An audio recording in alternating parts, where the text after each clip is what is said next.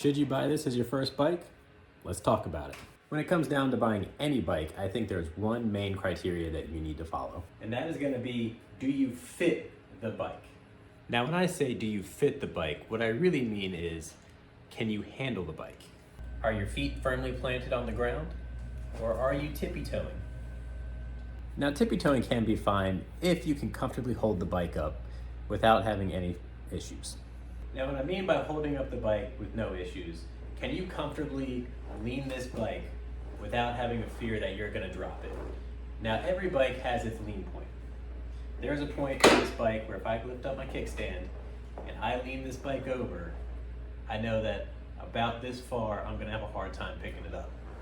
But I can lean it pretty far and have no problems. So I'm pretty comfortable with this bike, whether I can hold it or not.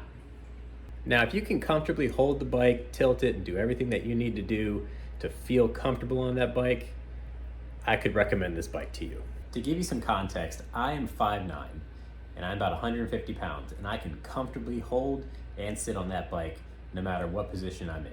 Now, my wife, she is 5'2", only about 110 pounds. This bike is a little too big for her. It's too high and it's too heavy.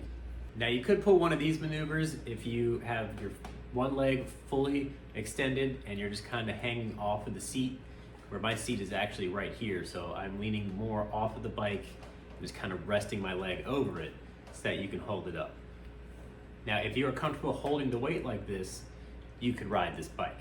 In my honest opinion, yes, this is a perfect beginner bike. Now, some people might say, whoa, a 650 is way too big. Not necessarily. On your typical V-twin bike, you're gonna have a lot of power right off the bat. This is inline 4. You don't have it right off the bat.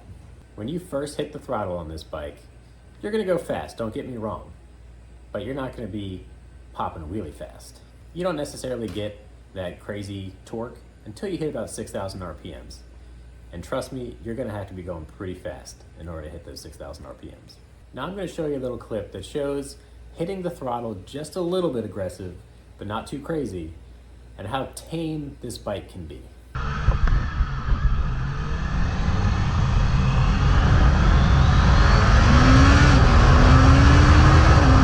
Now, if you notice in that clip that it wasn't immense power right off the bat, you're not immediately going 100 miles an hour. It actually takes a couple seconds to go that fast, which means if you're gonna be riding this as a beginner, it's not gonna be that bad.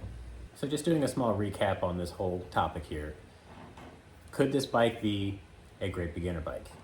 Yes, if you fit it. If you don't, I wouldn't recommend a bike this heavy. It is the heaviest in its class. If you were a small person, I would recommend doing something a little bit smaller, like a 400 or 500.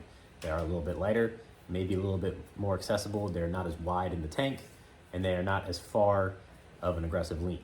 You're a little more in the upright position. It's a little bit more safe.